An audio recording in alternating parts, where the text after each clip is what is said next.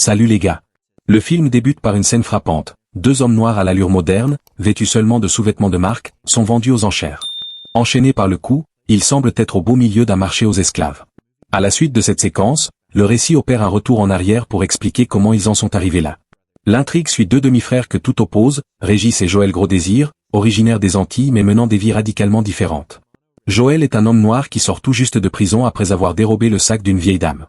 Il vit chez sa mère avec sa fille de 9 ans, est au chômage technique et impute tous ses déboires, notamment son manque de travail, au racisme ambiant, sans pour autant chercher activement un emploi. De son côté, Régis est métis. Marié à une femme blanche avec qui il a également une fille de 9 ans, il réside dans une ville aisée et semble parfaitement intégré à la haute société. Il occupe le poste d'adjoint au maire à l'hôtel de ville. Un jour, Régis reçoit un appel de son oncle, son père est mourant et souhaite voir tous ses enfants une dernière fois. Initialement, Régis refuse de voir ce père absent qui ne s'est jamais occupé de lui. Cependant, sa femme menace de le tromper s'il n'honore pas cette dernière volonté. Contraint par ce chantage, il finit par accepter. Le lendemain, Régis s'envole pour les Antilles. À l'aéroport, il tombe sur Joël, venu pour la même raison. Bien qu'ils ne se soient pas parlé depuis plus d'une décennie, ils mettent leurs différends de côté et partagent un taxi. Durant le trajet, Régis se vante de sa réussite sociale tandis que Joël, par embarras, s'invente une vie pour masquer ses échecs. Arrivé au chevet de leur père, ils découvrent une tante et de nombreuses demi-sœurs, fruit des multiples aventures du vieil homme à travers le monde. Le père, dont les yeux s'illuminent en voyant ses deux seuls fils, leur annonce qu'ils vont hériter d'un immense trésor.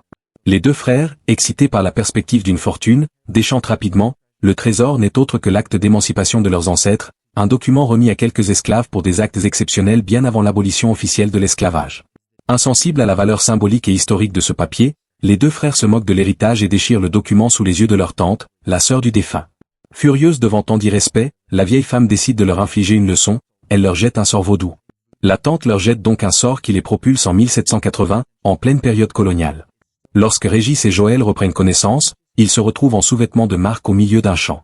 Avant même qu'ils ne comprennent la situation, des chasseurs d'esclaves les capturent et les traînent jusqu'à un marché où ils sont vendus à Monsieur Jourdain, un riche propriétaire terrien. Joël est envoyé au champ sous les ordres d'Henri, un régisseur brutal et profondément raciste, tandis que Régis, jugé plus raffiné, est affecté aux cuisines de la maison de maître. Le choc culturel est total.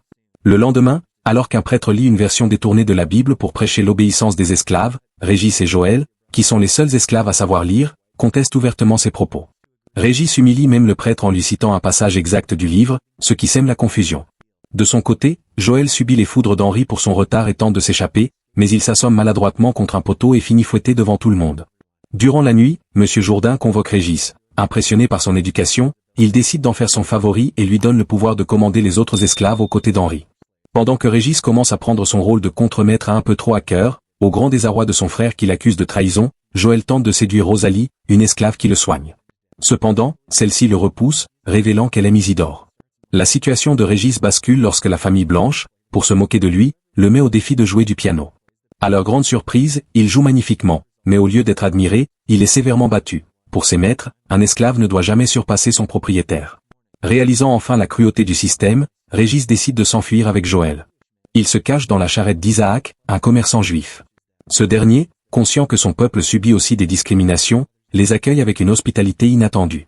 Poursuivis par les hommes de Jourdain, les frères s'enfuient vers la mer et volent une barque. Malheureusement, ils sont interceptés par un navire négrier et revendus au même marché d'esclaves, où Jourdain les rachète. Alors qu'ils sont escortés vers la plantation pour y subir leur châtiment, ils sont sauvés par les Marrons, une tribu d'esclaves fugitifs vivant dans la jungle. Ils y sont d'abord bien accueillis, mais Régis, marié à une femme blanche dans le futur, refuse de chanter des slogans appelant au meurtre des Blancs.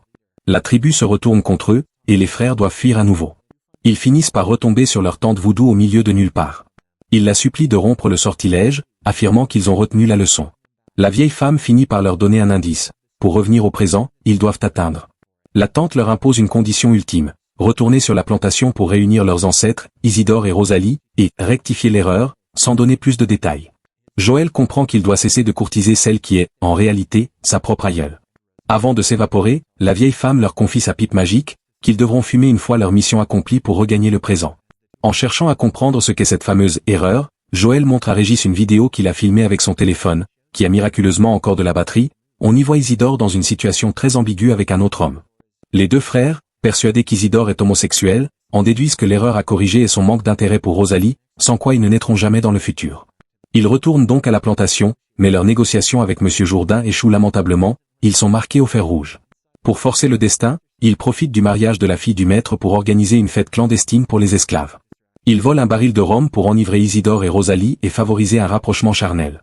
Après quelques péripéties, dont Régis qui doit encore empêcher Joël de séduire Rosalie, ils parviennent à mettre le couple dans le même lit.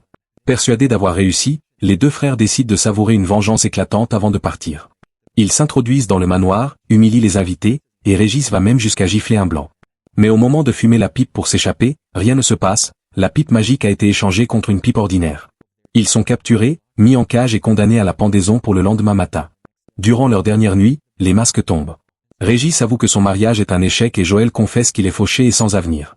Alors que l'exécution commence, le jeune fils de Monsieur Jourdain, Victor, s'enfuit dans la forêt par horreur et tombe dans une rivière déchaînée. Isidore profite de la panique générale pour libérer les frères et assommer Henri. En s'enfuyant, Régis et Joël voient l'enfant se noyer. N'écoutant que leur courage, ils plongent. Régis doit alors sauver non seulement l'enfant, mais aussi Joël qui, à sa grande surprise, ne sait pas nager. Reconnaissant, Monsieur Jourdain leur accorde leur grâce. Il veut leur remettre l'acte d'émancipation, mais les deux frères font alors preuve d'un désintéressement total. Ils demandent que ce soit Isidore et Rosalie qui soient libérés à leur place. Le maître accepte cette étrange requête. Les frères ont enfin compris la valeur du sacrifice et de l'honneur de leurs ancêtres, mais un problème subsiste, ils sont toujours coincés en 1780 sans la pipe magique. Alors qu'ils commencent peu à peu à se résigner à passer le reste de leur vie au XVIIIe siècle, le destin finit par leur sourire. Un jour, Isidore et Rosalie font leurs adieux aux deux frères et quittent la plantation, désormais libres grâce à l'acte d'émancipation. Tandis que Régis et Joël les regardent s'éloigner, Henri, le régisseur, s'approche d'eux pour les forcer à se remettre au travail. Il sort alors une pipe et commence à fumer. Lorsqu'il tente de les humilier en leur crachant la fumée au visage, les deux frères se volatilisent soudainement sous ses yeux ébahis. C'était donc Henri qui avait dérobé la pipe magique. Régis et Joël sont instantanément projetés dans le présent, où ils retrouvent leur tante à leur côté. En voyant qu'elle tient entre ses mains le document original intact, ils poussent un immense soupir de soulagement. Plusieurs mois s'écoulent et l'on découvre l'impact de cette aventure sur leur vie. Joël a enfin trouvé un emploi stable sur un chantier de construction. Bien qu'il continue de se plaindre de son salaire minimum en y voyant une forme de discrimination, il est désormais plus actif. Régis, de son côté, a repris son poste à la mairie. Cependant, lorsqu'un jour le maire se permet une plaisanterie raciste à son égard, Régis, qui n'est plus l'homme soumis d'autrefois, tient tête à son supérieur avant de quitter la pièce avec dignité. La scène finale réunit Régis, sa femme, Joël et sa mère dans le salon de Régis. Ils s'accordent tous sur le fait que ce voyage temporel insensé les a rapprochés en tant que famille. Cependant, alors qu'ils discutent paisiblement, une dispute éclate entre leurs deux filles respectives. Dans l'agitation, les enfants finissent par déchirer une nouvelle fois l'acte d'émancipation original. Le film se clôt sur le visage paniqué des deux frères se précipitant vers leur fille, craignant par-dessus tout que le sortilège ne se déclenche à nouveau. Abonne-toi.